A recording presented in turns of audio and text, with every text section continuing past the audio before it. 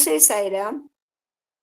നമ്മളുടെ അന്തർശൗര്യത്തിന്റെ 134-ാമത്തെ ഭാഗത്തിലേക്ക് എല്ലാവർക്കും സ്വാഗതം. ഇന്ന് നമുക്ക് വായിക്കുന്നത് ബാലവികാസ് സ്റ്റുഡൻ്റായ ധന്വന്ത്, പാലക്കാട് നിന്നുള്ള ധന്വന്താണ്. ധന്വന്ത് ഇന്നത്തെ കോർഡിനേറ്റർ ശ്രീമതി വത്സല ഗോപാലകൃഷ്ണനാണ്.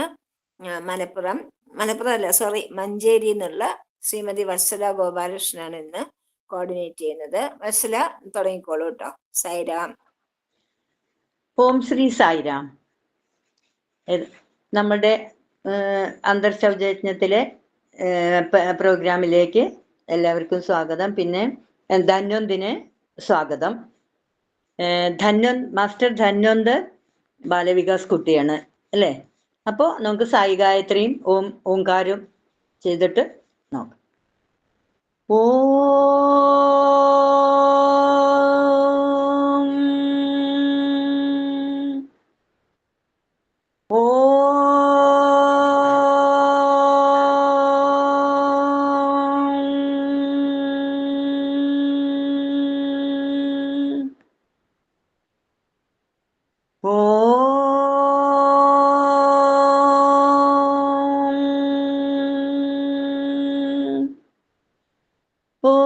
साईश्वराय विद्महे सत्यदेवाय धीमहि तन्नः सर्वः प्रचोदयात्. ॐ साईश्वराय विद्महे सत्यदेवाय धीमहि तन्नः सर्वः प्रचोदयात्. ॐ साईश्वराय विद्महे सत्यदेवाय धीमहि तन्नः सर्वः प्रचोदयात्. ॐ शान्ति शान्ति शान्तिः. സായിരാം. മാസ്റ്റർ ധന്വന്ത് ആദ്യം 10 മിനിറ്റ് ഭഗവാന്റെ വാണി വായിക്കുക. അത് കഴിഞ്ഞ് ഒരു 12 മിനിറ്റ് അനുഭവ വിവരണവും. അത് കഴിഞ്ഞിട്ട് നമുക്ക് സ്വാമിയുടെ വീഡിയോ ഇടും. അതിനുശേഷം ഭജന. അപ്പോൾ ആദ്യം 10 മിനിറ്റ് വാണി വായിക്കൂ കേട്ടോ. സായിരാം. വീഡിയോ ഓൺ ചെയ്യണം. വീഡിയോ ഓൺ ചെയ്തിട്ട് വായിച്ചോളൂ. എല്ലാവരും വീഡിയോ ഓഡിയോ ഓഫ് ആക്കുക. ബാക്കി എല്ലാവരും.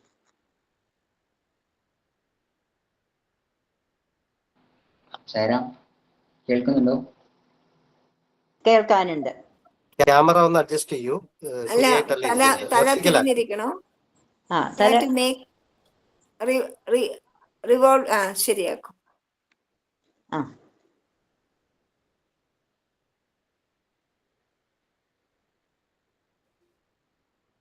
അല്ല, അപ്പോഴും അങ്ങനെ തന്നെയാണ്. കുറച്ചൊന്ന് അഡ്ജസ്റ്റ് ആക്കും. ഒന്ന് അഡ്ജസ്റ്റ് ചെയ്തിട്ട് വരും.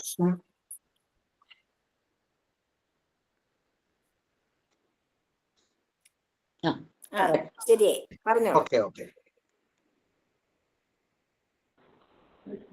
സായിരാം. ഭഗവാന്റെ തൃപ്പാദങ്ങളിൽ ശതകോടി പ്രണാമം. ജ്ഞാനം നേടൂ, പങ്കിടൂ. പ്രേമസ്വരൂപരെ, ഈശ്വരേച്ഛയ്ക്ക് വിപരീതമായി പ്രവർത്തിക്കാൻ ആർക്കും സാധ്യമല്ല. മനുഷ്യന്റെ ധാരണാശേഷിക്കും അതീതമാണ് ഈശ്വരന്റെ വഴികൾ. വാസ്തവത്തിൽ ഇല്ലാത്ത കാര്യങ്ങളെ ഉണ്ടെന്ന് തോന്നിപ്പിക്കാൻ ഈശ്വരന് സാധിക്കും. അതുപോലെ കണ്ടുകൊണ്ടിരിക്കുന്നതിനെ നിമിഷങ്ങൾക്കുള്ളിൽ അപ്രത്യക്ഷമാക്കാനും ഈശ്വരേച്ഛയ്ക്ക് കഴിയും. അപ്രകാരമുള്ള നിഗൂഢ വ്യാപാരങ്ങൾ എങ്ങനെ മനസ്സിലാക്കാനാണ്? ഭൗതിക ശരീരം എന്നും കാത്തു സൂക്ഷിക്കാൻ ആർക്കും സാധിക്കുന്നതല്ല. അത് വിധിച്ചിട്ടുള്ള കാലയളവ് വരെ മാത്രമേ നിലനിൽക്കൂ. അതിന്റെ ദൗത്യം നിർവഹിച്ചു കഴിഞ്ഞാൽ അത് നശിച്ചു പോകുന്നു. മരണത്തിന്റെ മേൽ ആർക്കും യാതൊരു നിയന്ത്രണവുമില്ല. ജനിക്കുന്ന സമയം തന്നെ മരണവും നിശ്ചയിച്ചിട്ടുണ്ട്. ശരീരം ജനിച്ചപ്പോൾ തന്നെ മരണവും അതിൽ എഴുതിയിട്ടുണ്ട്. പ്രപഞ്ചം പ്രവർത്തിക്കുന്നത് എങ്ങനെയാണെന്ന് മനസ്സിലാക്കാൻ മനുഷ്യന് സാധ്യമല്ല. ഓരോ വ്യക്തിയുടെയും അനുഭവം അനുപമമാണ്. എന്തുകൊണ്ടാണ് വവ്വാലുകൾ മരച്ചില്ലയിൽ തലകീഴായി തൂങ്ങിക്കിടക്കുന്നത്? ആർക്കും ആ പ്രതിഭാസം വിശദീകരിക്കാൻ കഴിയില്ല. ലോകത്ത് കാണുന്ന ഇത്തരം അത്ഭുതങ്ങൾക്കും നിഗൂഢതകൾക്കും ആരാണ് ഉത്തരവാദി? ഓരോരുത്തർക്കും എന്താണ് ചെയ്യാനുള്ളത്? എപ്പോൾ, എവിടെ, എപ്രകാരം? ഇതൊക്കെ മുൻകൂട്ടി നിശ്ചയിച്ചിരിക്കുന്നതാണ്. മനുഷ്യന് അതിൻ്റെ മേൽ യാതൊരു നിയന്ത്രണവുമില്ല. എല്ലാം സംഭവിക്കുന്നത് ഈശ്വരിച്ഛയും ഈശ്വര കൽപ്പനയും അനുസരിച്ചാണ്. ഈശ്വര കൽപ്പന അനുസരിക്കുക എന്നതാണ് മനുഷ്യന്റെ കടമ. ഈശ്വര കൽപ്പന അക്ഷരാർത്ഥത്തിലും ഭാവാർത്ഥത്തിലും നിങ്ങളുടേതായ കോമായോ ഫുൾ സ്റ്റോപ്പോ ഒന്നും കൂട്ടിച്ചേർക്കാതെ അനുസരിക്കുക. നിർഭാഗ്യവശാൽ ഇന്ന് ആ ഈശ്വര സൃഷ്ടിയുടെ നിഗൂഢത മനസ്സിലാക്കാൻ യാതൊരു ശ്രമവും നടത്തുന്നില്ല. സൃഷ്ടി രഹസ്യങ്ങൾ വെളിപ്പെടുത്തിയെന്ന് ശാസ്ത്രജ്ഞന്മാർ പൊങ്ങച്ചം പറയുന്നു. പക്ഷേ അവർക്കാർക്കും തന്നെ ഈ പ്രതിഭാസങ്ങളുടെ പുറകിലുള്ള സത്യത്തിനെ പറ്റി ശരിയായ അനുഭവമില്ല. പ്രപഞ്ചത്തിൽ സംഭവിക്കുന്ന ഓരോ കർമ്മവും അത്ഭുതം നിറഞ്ഞതാണ്. സൂക്ഷ്മ നിരീക്ഷണം നടത്തുമ്പോൾ ഈശ്വരന്റെ അദൃശ്യകരങ്ങൾ പ്രവർത്തിക്കുന്നത് നിങ്ങൾക്ക് കാണാൻ കഴിയും. ഈശ്വരന്റെ അനുഗ്രഹം കൊണ്ട് മാർക്കണ്ഡേയൻ ഭൂജാതനായി.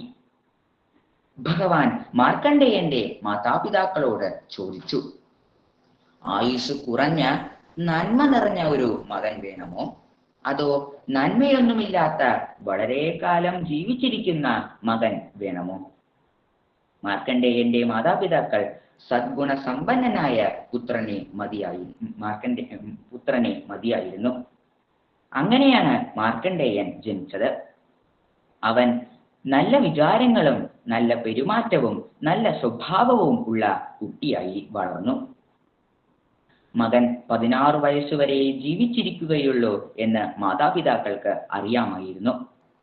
അങ്ങനെയാണെങ്കിലും തങ്ങൾക്ക് സദ്ഗുണ സമ്പന്നനായ ഒരു മകനെ കിട്ടിയല്ലോ എന്ന സന്തോഷത്തിൽ അവർ ജീവിച്ചു. കാലം പോയിക്കൊണ്ടിരുന്നു. മാർക്കണ്ഡേയൻ 16-ാം വയസ്സിലേക്ക് കാലൂന്നി. ഈശ്വരന്റെ വാക്കുകൾ ഓർമ്മിച്ച് മാതാപിതാക്കൾ ദുഃഖിതരായി. മകന്റെ മരണത്തെ ഓർത്ത് അമ്മ മിക്കപ്പോഴും കണ്ണുനീർ തൂങ്ങിക്കൊണ്ടിരുന്നു. എന്തിനാണ് അമ്മ കരയുന്നത് എന്ന് മാർക്കണ്ഡേയന് മനസ്സിലായില്ല. മാതാപിതാക്കൾ അതീവ ദുഃഖിതരാണെന്ന് മാർക്കണ്ഡേയൻ കണ്ടു. കാരണം തിരക്കി. ഒടുവിൽ അവർ ഈശ്വര നിശ്ചയം, മരണം അടുത്തിരിക്കുന്നു എന്ന വിവരം അദ്ദേഹത്തെ ധരിപ്പിച്ചു. ഈശ്വരന്റെ ഇച്ഛ അതുവരെ തന്നോട് വെളിപ്പെടുത്തിയില്ലല്ലോ എന്നോർത്ത് മാർക്കണ്ഡേയൻ സങ്കടപ്പെട്ടു. അതറിഞ്ഞിരുന്നുവെങ്കിൽ തനിക്ക് അനുവദിച്ച അമൂല്യ സമയം ഒട്ടും പാഴാക്കാതെ പ്രവർത്തിക്കുമായിരുന്നു. ഇനിയുള്ള സമയം ഒട്ടും പാഴാക്കാൻ മാർക്കണ്ഡേയൻ ഒരുക്കമായിരുന്നില്ല. അവൻ വളരെ നേരത്തെ കുളിച്ച് മഹാദേവ സന്നിധിയിൽ പോയി നമഃശിവായ എന്ന പവിത്രമായ ശിവപഞ്ചാക്ഷരി മന്ത്രം ജപിക്കാൻ തുടങ്ങി. ആത്മാർത്ഥതയോടെ തികഞ്ഞ ഭക്തിയോടെ നാമജപം തുടർന്നു. ഈശ്വരധ്യാനത്തിൽ മാർക്കണ്ഡേയൻ സ്വയം മറന്നു. തന്റെ പ്രാർത്ഥനകൾക്ക് ഒരു പ്രതിഫലവും ഇച്ഛിച്ചില്ല. തന്റെ മൗലികമായ കർത്തവ്യമാണ് ഈശ്വര ധ്യാനമെന്ന് അവൻ കരുതി. അടുത്ത ദിവസമാണ് തന്റെ ഇഹലോകവാസത്തിന്റെ അവസാന ദിവസം. അതുകൊണ്ട് അവൻ ക്ഷേത്രത്തിൽ തന്നെയായിരുന്നു. മകനെ കാണാത്തത് കൊണ്ട് മാതാപിതാക്കൾ ക്ഷേത്ര നടയിൽ പോയി ഗോപുരവാതുക്കൽ ഇരിപ്പായി. മാർക്കണ്ഡേയന്റെ ജീവിതാവസാനത്തെ പറ്റി ഓർത്ത് അവർ കണ്ണുനീർ തൂകിക്കൊണ്ടിരുന്നു. ഈശ്വരീച്ഛ പ്രകാരം മാർക്കണ്ഡേയൻ തന്റെ 16-ാമത്തെ വർഷം പൂർത്തിയാക്കിയ നിമിഷം നശ്വര ശരീരത്തോട് വിട പറഞ്ഞു.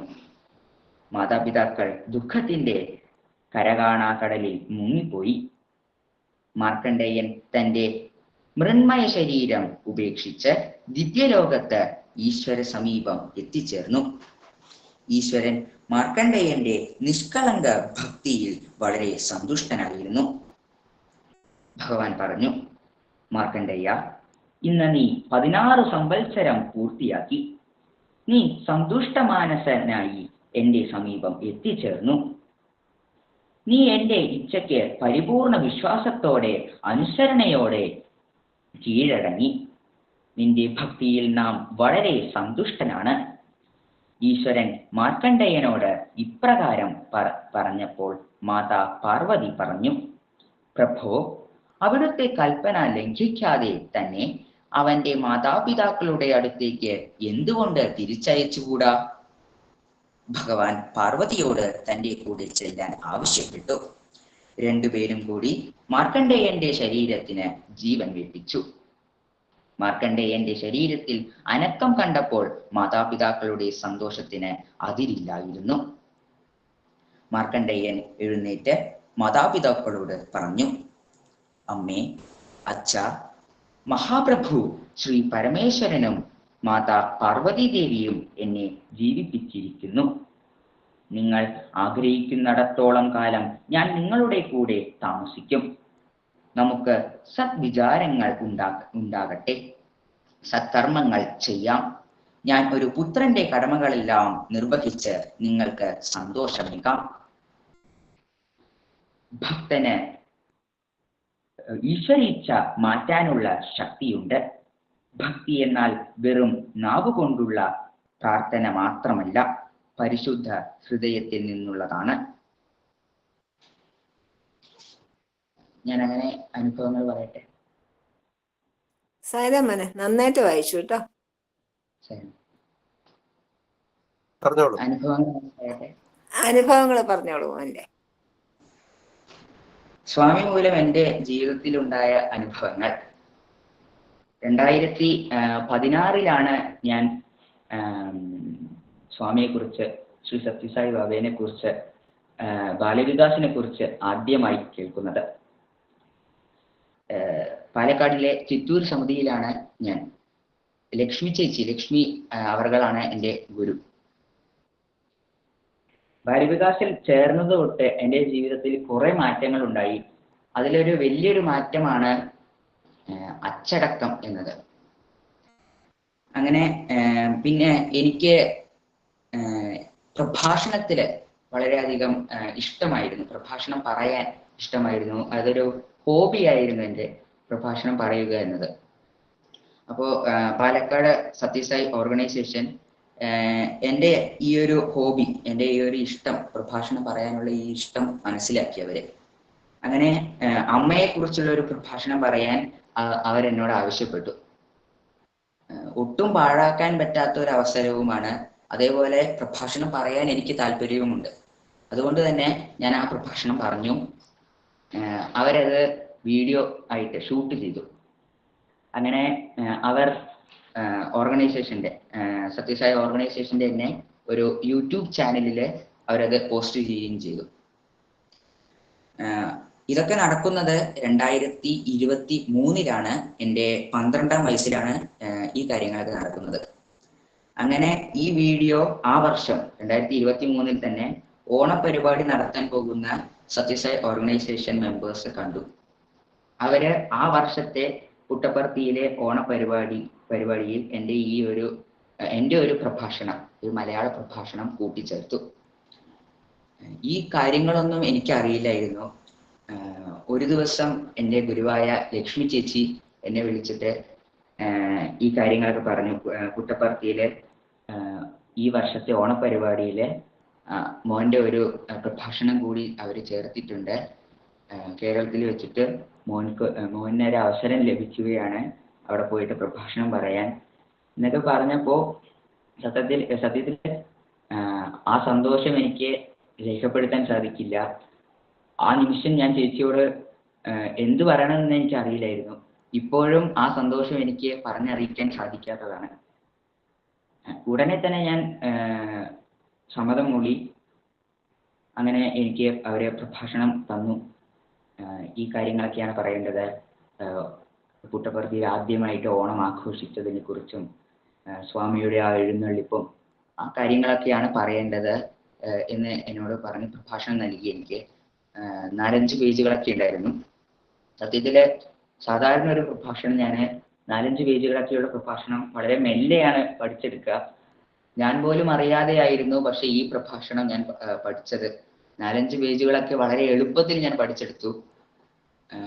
അങ്ങനെ ഓണം ആ ദിവസങ്ങൾ, പുട്ടപർത്തിയിലേക്ക് പോകേണ്ട ആ ദിവസങ്ങളൊക്കെ എത്തിച്ചേർന്നു.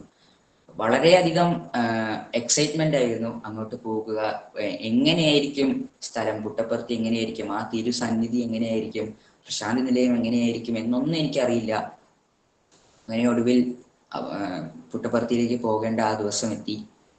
ഞാനും എൻ്റെ അമ്മയും പിന്നെ ഞങ്ങളുടെ ചിറ്റൂർ സമിതിയിലെ ഒരംഗം, ലാൽദീർ എന്നാണ് അങ്കിളുടെ പേര്, അദ്ദേഹവും ചേർന്ന്, അദ്ദേഹം നേരത്തെ പുട്ടപർത്തിയിലേക്ക് പോയിട്ടുണ്ടായിരുന്നു. അപ്പോൾ ഞങ്ങളുടെ ഗൈഡായിട്ട് അദ്ദേഹവും ഉണ്ടായിരുന്നു. ഞങ്ങൾ 3 പേരുമാണ് പുട്ടപർത്തിയിലേക്ക് പോയത്. അവിടെ 10:45 രാത്രി ഒരു 10:45 ഞാൻ അവിടെ എത്തി.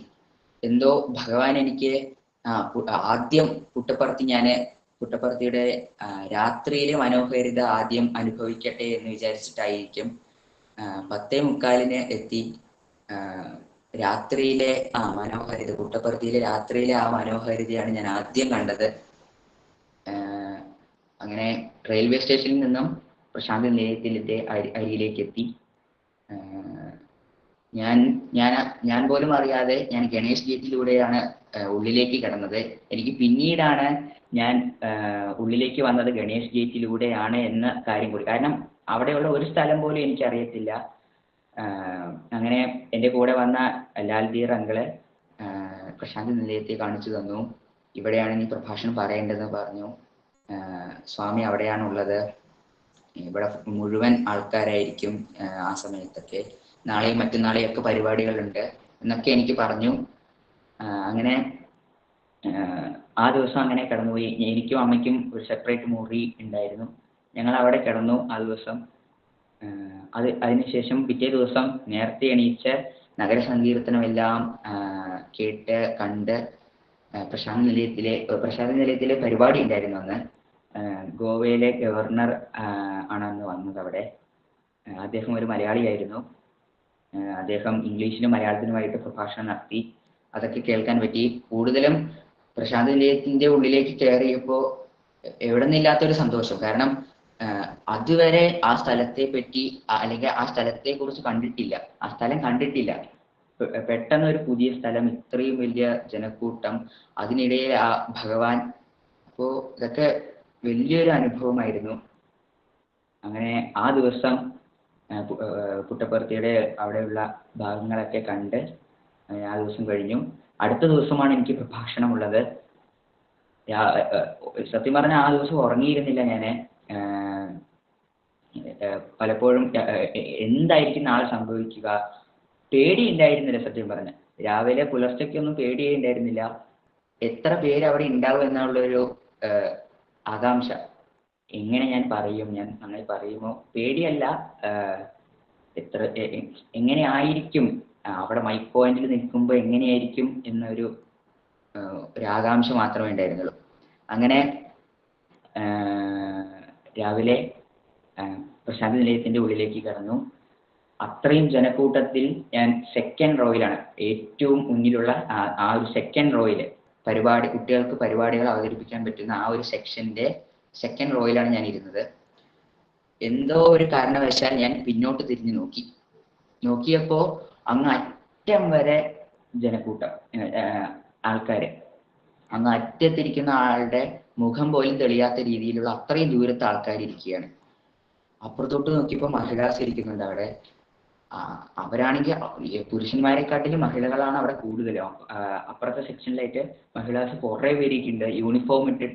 യൂണിഫോം സാരീസ് ഇട്ടിട്ട് കുറെ സെക്ഷൻസ്, അല്ലാതെ വ്യൂവേഴ്സ് ആയിട്ട് ബാക്കിൽ കുറെ പേര്. ഇതിലുപരി പ്രശാന്തി നിലയത്തിന്റെ വെളിയിൽ എത്തി നോക്കിയിട്ട് പരിപാടി കാണാൻ വേണ്ടി എത്തി നോക്കുന്ന കുറെ പേര്. ഇവരെയൊക്കെ കണ്ടപ്പോൾ അത്രയും നേരം എനിക്ക് പേടിയുണ്ടായിരുന്നില്ല. പക്ഷെ പെട്ടെന്നൊരു പേടി വന്നു, പെട്ടെന്ന് തൊണ്ടയിടറി, പെട്ടെന്നൊരു കൈയുടെ കൈയുടെ ആ ടിപ്സിലൊക്കെ തണുക്കാൻ തുടങ്ങി. നമുക്കറിയാലോ, പേടിയാവുമ്പോൾ ഇങ്ങനെയുള്ള കാര്യങ്ങളൊക്കെയാണ് ഉണ്ടാവുക. ഹൃദയമിടിപ്പ് കൂടി, കാലുകളൊക്കെ വിറയ്ക്കാൻ തുടങ്ങി, ചുറ്റിലുള്ള ഒന്നും കാണാൻ പറ്റാത്തൊരവസ്ഥ. എന്റെ പ്രഭാഷണത്തിന് മുമ്പ് ഒരു കുട്ടി ഇംഗ്ലീഷിൽ പ്രഭാഷണം പറയും. മലയാളി തന്നെയാണ്, പക്ഷെ ഇംഗ്ലീഷിലാണ് പറയുക പ്രഭാഷണം. ആ കുട്ടി ഇംഗ്ലീഷിൽ പറഞ്ഞു കഴിഞ്ഞിട്ട് ഞാൻ മലയാളത്തിൽ ആ കുട്ടി എന്താണോ ഇംഗ്ലീഷിൽ പറഞ്ഞത് അത് ഞാൻ മലയാളത്തിൽ ട്രാൻസ്ലേറ്റ് ചെയ്യാം. ട്രാൻസ്ലേറ്റ് വെച്ചാൽ മലയാളത്തിൽ എൻ്റെതായ രീതിയിൽ ഞാൻ പറയുന്നു. അപ്പോൾ അപ്പോൾ ആ കുട്ടി അവിടെ ഇംഗ്ലീഷിൽ പ്രഭാഷണം പറഞ്ഞുകൊണ്ടിരിക്കുകയാണ്, പകുതിയോളമായി. അപ്പോഴാണ് എനിക്ക് ഈ പേടി വന്നത് ഉള്ളില്. സത്യത്തില് ഭഗവാനെ നോക്കിയപ്പോൾ എല്ലാവർക്കും ഭഗവാനെ നോക്കിയ പേടി കുറയുക ചെയ്യുക. എനിക്കെന്തോ അവിടെ നേരെ തിരിച്ചായിരുന്നു. കാരണം ഞാൻ തെറ്റിച്ചാൽ എന്നേക്കാൾ മോശം അവിടെ ഭഗവാനായിരിക്കും. ഞാൻ തെറ്റിച്ചാൽ ഭഗവാനായിരിക്കും അത് നാണക്കേട് എന്ന ഒരു പേടിയായിരുന്നു ഉള്ളിൽ വന്നത്. അങ്ങനെ ഇരിക്കുമ്പോഴാണ് എൻ്റെ അടുത്ത് ഒരു അങ്കിൾ ഇരിക്കുന്നുണ്ടായിരുന്നു. അദ്ദേഹം ആരാന്നോ എവിടെ നിന്നാന്നോ എനിക്കറിയില്ല, കേരളത്തിൽ നിന്നാണ്, മലയാളിയാണെന്ന് അറിയാം. പക്ഷെ അദ്ദേഹം ആരാണ്, അദ്ദേഹത്തിന് എന്നെ അറിയില്ല, എനിക്ക് അദ്ദേഹത്തെ അറിയില്ല. പക്ഷെ അദ്ദേഹം എന്നെ നോക്കി, എൻ്റെ കാലിൽ തൊട്ടു, എൻ്റെ കാലിലൊന്ന് സ്പർശിച്ചു. നോക്കുന്നു, എൻ്റെ കാല് വിറച്ചുകൊണ്ടിരിക്കുകയാണല്ലോ. അപ്പോൾ അദ്ദേഹത്തിന് മനസ്സിലായി. അദ്ദേഹം ചിരിച്ചു എന്നോട് പറഞ്ഞു, എന്തിനാ പേടിക്കുന്നേ? ഇവിടെ ഇരിക്കുന്ന എല്ലാവരും ആണെന്ന് വിചാരിക്കാം. അവിടെ ഇരിക്കുന്ന ആ ഭഗവാൻ തന്നെയാണ് ഇവിടെ ഇരിക്കുന്ന എല്ലാവരും. പുരുഷന്മാരായാലും അവര് ദേവന്മാര്, അവിടെ ഇരിക്കുന്ന മഹിളാസ് ദേവിമാരാണെന്ന് വിചാരിച്ച് പ്രഭാഷണം പറയും. കാരണം നീ എവിടെയെങ്കിലും തെറ്റിക്കുകയാണെങ്കിൽ ഭഗവാൻ പൊറുക്കും എന്ന ഒരു ചിന്തയിലായിരിക്കണം നീ പറയേണ്ടത്. ഞാൻ പ്രഭാഷണമാണ് പറയുന്നതെന്ന് പോലും ആ വ്യക്തിക്ക് അറിയില്ല. എൻ്റെ പരിപാടിയാണ് അടുത്തത് എന്നും ആ വ്യക്തിക്ക് അറിയില്ല. എന്തോ ഞാനിവിടെ പരിപാടി അവതരിപ്പിക്കാൻ പോകുന്നുണ്ട്. കാരണം അവിടെ ഇരിക്കുന്ന കുട്ടികൾ എല്ലാവരും പരിപാടി അവതരിപ്പിക്കാൻ വേണ്ടിയാണ് അവിടെ ഇരിക്കുന്നത്. അപ്പോൾ എൻ്റെ പരിപാടി ഉണ്ടെന്ന് അവർക്കറിയാം. അപ്പോൾ നീ എന്ത് പരിപാടി അവതരിപ്പിക്കുകയാണെങ്കിലും ആ ഒരു പേടി, തെറ്റുമെന്ന പേടി ഉണ്ടാവാൻ പാടില്ല. പിന്നെ അവിടെ കയറുമ്പോൾ തെറ്റാനും പാടില്ല. കാരണം ഭഗവാൻ പൊറുക്കും എന്ന ഒരു വിശ്വാസത്തോടു കൂടി അങ്ങോട്ട് കയറാൻ പാടില്ല, തെറ്റാനും പാടില്ല എന്ന് പറഞ്ഞു. പിന്നെ അവിടെ ഇരിക്കുന്ന ആർക്കും മലയാളം അറിയില്ല എന്ന് വിചാരിച്ചിട്ട് നീ പ്രഭാഷണം പറഞ്ഞു എന്ന് ചിരിച്ചിട്ട് പറഞ്ഞു. സത്യം പറഞ്ഞാൽ എൻ്റെ ടെൻഷന്റെ ഒരു പകുതി മുക്കാൽ ഭാഗവും അസമാധാനപരമായ ആ വാക്കുകൾ കേട്ട് മാറി.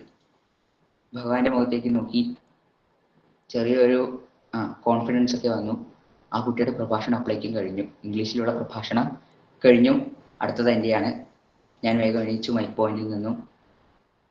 സത്യത്തിൽ അവിടെ ഇരിക്കുമ്പോൾ എനിക്ക് അത്രയും പേടിയായിരുന്നു എന്ന് വെച്ചാൽ, എനിക്ക് ഇത്രയും പ്രാവശ്യം പ്രാക്ടീസ് ചെയ്തിട്ടും ആ പ്രഭാഷണത്തിന്റെ ആദ്യത്തെ വരി പോലെ എനിക്ക് ഓർത്തെടുക്കാൻ പറ്റാത്ത അത്രയും പേടിയുണ്ടായിരുന്നു. പക്ഷെ മൈക്ക് പോയിന്റിൽ പോയി നിന്നു, പ്രഭാഷണം പറയാൻ തുടങ്ങി. എൻ്റെ നാക്കിൽ തന്നെ വാക്കുകൾ വന്നു. ഞാൻ പറഞ്ഞു പ്രഭാഷണം. എനിക്കിപ്പോ തോന്നുന്നു ഒന്നും കൂടി അവിടെ പ്രഭാഷണം പറയാൻ ചാൻസ് കിട്ടിയിരുന്നെങ്കിലെന്ന്. പക്ഷെ ആ നിമിഷത്തിൽ ഞാൻ പറഞ്ഞിട്ട്, ഭംഗിയായി പ്രഭാഷണം പറഞ്ഞിട്ട് ഒന്ന് പോയി ഇരുന്നാൽ മതി എന്നുള്ളൊരു ടെൻഡൻസി ആയിരുന്നു. അത്രയും ഒരു മുട്ടുകളൊക്കെ ഇങ്ങനെ കൂട്ടിയിടിച്ചുകൊണ്ടിരിക്കുകയാണ്. അപ്പോൾ അവിടെ പോയി ഞാൻ വേഗം പ്രഭാഷണം ഭംഗിയായി പറഞ്ഞു. അവിടെ പോയി ഇരുന്നു. ചുറ്റിലുള്ള ഒന്നും ഓർമ്മയില്ലാത്ത പോലെ ഞാൻ അവിടെ പോയി ഇരുന്നപ്പോൾ അവിടുത്തെ ഓർഗനൈസേഴ്സ്, അവിടുത്തെ സേവാദൾസ് എന്നെ തട്ടി വിളിച്ചു. നമസ്കരിക്കാൻ മറന്നുപോയി. ഞാൻ സത്യം പറഞ്ഞാൽ മറന്നുപോയതല്ല, ആ ടെൻഷനിൽ അവിടെ വന്നിരുന്നപ്പോൾ പെട്ടെന്ന് എല്ലാം ബ്ലാങ്ക് ആയിരിക്കും. ഞാൻ വേഗം ഓടിപ്പോയി ഭഗവാന്റെ പാദത്തിൽ നമസ്കരിച്ച് തിരിച്ചു വന്നിരുന്നു. ഒരു 100 കിലോ വെയിറ്റുള്ള സംഭവം തലയിൽ നിന്ന് താഴെ ഇറക്കി വെച്ച പോലത്തെ ഒരു ഫീലിംഗ്. സത്യം പറഞ്ഞാൽ ആനന്ദമായിരുന്നു. അത്രയും സന്തോഷമായിരുന്നു പ്രഭാഷണം അവിടെ പറഞ്ഞു കഴിഞ്ഞപ്പോൾ. പക്ഷെ പറഞ്ഞു കഴിഞ്ഞപ്പോൾ വീണ്ടും ഒരു പ്രാവശ്യം കൂടി പറയണം ഉള്ളൊരു ടെൻഡൻസി വന്നു. അങ്ങനെ ജീവിതത്തിലെ മറക്കാനാകാത്ത നിമിഷങ്ങളായിരുന്നു അത് കടന്നുപോയത്. ആ ദിവസം കഴിഞ്ഞു. പിറ്റേ ദിവസം ഉച്ചയാകുമ്പോഴേക്കും കേരളത്തിലേക്ക് തിരിച്ചു വന്നു. പിന്നീട് 2024 ഇതേപോലെ പ്രഭാഷണം പറയാനുള്ള അവസരം കിട്ടി. പുട്ടപർത്തിയിലല്ല, ഇവിടുത്തെ ചിറ്റൂർ സമിതിയിലെ കർക്കിടക മാസത്തില് 31 ദിവസവും കുട്ടികള്, ബാലവികാസ് കുട്ടികളും യൂത്ത് മെമ്പേഴ്സും രാമായണം മറ്റുള്ളവർക്ക് പറഞ്ഞു കൊടുക്കുന്ന ഒരു സെക്ഷൻ. അപ്പോൾ അതിലെ 1-ാമത്തെ ദിവസവും 8-ാമത്തെ ദിവസവും രാമായണം അവർക്ക് പകർന്നു നൽകാനുള്ള ഒരു അവസരം ഭഗവാൻ എനിക്ക് നൽകി. അങ്ങനെ ഞാൻ പറഞ്ഞ് അങ്ങനെ പ്രഭാഷണം പറഞ്ഞത് കൊണ്ട് അത് കേട്ട് എൻ്റെ വീട്ടിനടുത്തുള്ള ഒരു മാരിയമ്മൻ കോവിലത്തെ ഒരു മെമ്പർ, അവിടുത്തെ ആ ഓർഗനൈസേഷൻ്റെ ഒരു മെമ്പർ എന്നെ വിളിച്ചു. അവിടെയും ഇതേപോലെ ഒരു പ്രഭാഷണം രാമായണത്തിനെ കുറിച്ച് പറയാൻ സാധിക്കുമോ ചോദിച്ചു. അങ്ങനെ ഭഗവാൻ എനിക്ക് അവിടെയും ഒരു അവസരം നൽകി. അതേ കർക്കിടക മാസത്തിൽ തന്നെ രാമായണത്തിനെ കുറിച്ചുള്ള തത്വം മുതിർന്നവർക്കും കുട്ടികൾക്കും പറഞ്ഞു കൊടുക്കാൻ സാധിച്ചു. സത്യം പറഞ്ഞ ഈ നിമിഷങ്ങളൊന്നും മറക്കാനാകാത്തതായിരുന്നു. അത്രയും മനോഹരമായ നിമിഷങ്ങൾ ഭഗവാൻ എനിക്ക് സമ്മാനിച്ചു. ഇതിനൊക്കെ കാരണക്കാരനായ ഭഗവാന് ശതകോടി നന്ദി ഞാൻ രേഖപ്പെടുത്തുന്നു. എനിക്കറിയാം, വാണി വായിച്ചതിനേക്കാൾ എനിക്ക് തോന്നുന്നു എൻ്റെ ഈ അനുഭവങ്ങൾ പറഞ്ഞതിൽ ചിലപ്പോൾ തെറ്റുകൾ ഉണ്ടാകാം. അതിനൊക്കെ ഞാൻ ക്ഷമ ചോദിക്കുകയാണ് ഭഗവാനോടും നിങ്ങളോടും. ജയ് സായിരാം മോനെ, വളരെ നന്നായി കേട്ടോ. മേലിലും ധാരാളം പ്രഭാഷണങ്ങൾ കേൾക്കാൻ മോന് ഭാഗ്യം ഉണ്ടാവട്ടെ. നന്നായി വരട്ടെ. ഭഗവാൻ അനുഗ്രഹിക്കട്ടെ. സായിരാം.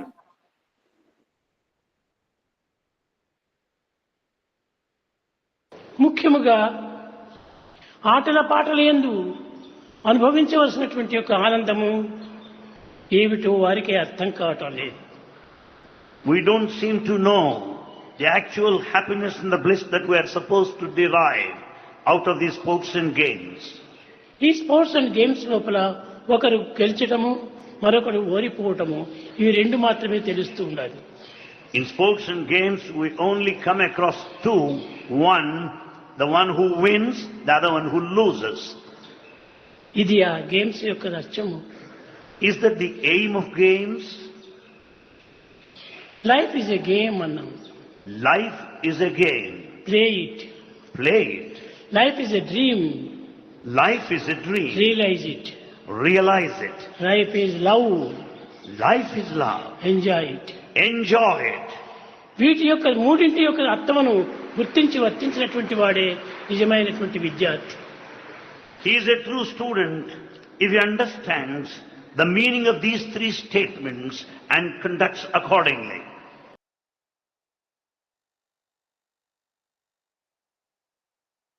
സൈരാം മോനെ, നീ ഭജന ചൊല്ലിക്കോളൂ. സൈരാം, ഭജന ഇത് ഓൺ ചെയ്യണമെന്നില്ല, വീഡിയോ ഓൺ ചെയ്യണമെന്നില്ല കേട്ടോ. ഭജന ചൊല്ലിക്കോളൂ. സീതാരക്ഷക രാമദൂത, സീതാരക്ഷക രാമദൂത, ലങ്കാദഹന രാവണമർദ്ദന, ലങ്കാദഹന രാവണമർദ്ദന, ശ്രീരാമദൂത ദയാനിധേ, ശ്രീരാമദാസ ദയാനിധേ, സർവമംഗളാഞ്ജനേയ, സർവമംഗളാഞ്ജനേയ, സീതാരക്ഷക രാമദൂത, ഗംഗാദഹന രാമർദ്ദന, ശ്രീരാമദൂത ദയാനിധേ, ശ്രീരാമദാസ ദയാനിധേ, സർവമംഗളാഞ്ജനേയ, സർവമംഗളാഞ്ജനേയ, സീതാരക്ഷക രാമദൂത. സായിരാം. സായിരാം. സായി ഉപമ സനാതനധർമ്മത്തെ പറ്റി ആധികാരികമായി പ്രസ്താവിക്കുന്ന ഒരു പുസ്തകം കാണിച്ചു കൊടുക്കുവാൻ ആരെങ്കിലും നിങ്ങളെ വെല്ലുവിളിച്ചാൽ അവർക്ക് ഭഗവത്ഗീത കാണിച്ചു കൊടുക്കുക. അത് വേദങ്ങളുടെയും ശാസ്ത്രങ്ങളുടെയും പുരാണങ്ങളുടെയും സാരമാണ്. അത് ഒരു പഴക്കൊട്ടയിലെ പഴങ്ങളുടെ രസം ഒരു കുപ്പിയിലാക്കി എടുക്കുന്നതിന് സമമാണ്. അത് പഴങ്ങളെ പോലെ ഉണങ്ങിപ്പോവുകയോ ചീഞ്ഞു പോവുകയോ ചെയ്യുന്നില്ല. എന്തെന്നാൽ പഴരസം നന്നായി പിഴിഞ്ഞെടുത്ത് സൂക്ഷിക്കപ്പെട്ടതാണ്. അതുപോലെ ഭഗവത്ഗീതയുടെ ശ്രേഷ്ഠതയും സ്വാദും യുഗാവസാനം വരെ നിലനിൽക്കും. അതിനുശേഷം അത് വേദങ്ങളിൽ ലയിച്ചു ചേരും. ഭഗവാൻ സത്യസായി ബാബ. സായിരാം. നാളെ വായിക്കുന്നത് കാസർഗോഡ് നിന്നും ഗൗരി തീർത്ഥയാണ്. സായിരാം. സായിരാമ്മ. സായിരാം. കൺക്ലൂഡ് ചെയ്യല്ലേ? ശാന്തിമന്ത്രം പറഞ്ഞോളൂ വത്സല. ശാന്തിമന്ത്രം പറയാം. സമസ്തലോകാ സുഖിനോ ഭവന്തു.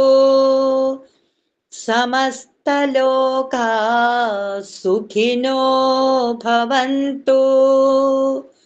സമസ്തലോകാ സുഖിനോ ഭവന്തു. ഓം ശാന്തി ശാന്തി ശാന്തി. സായിരാം. സായിരാം.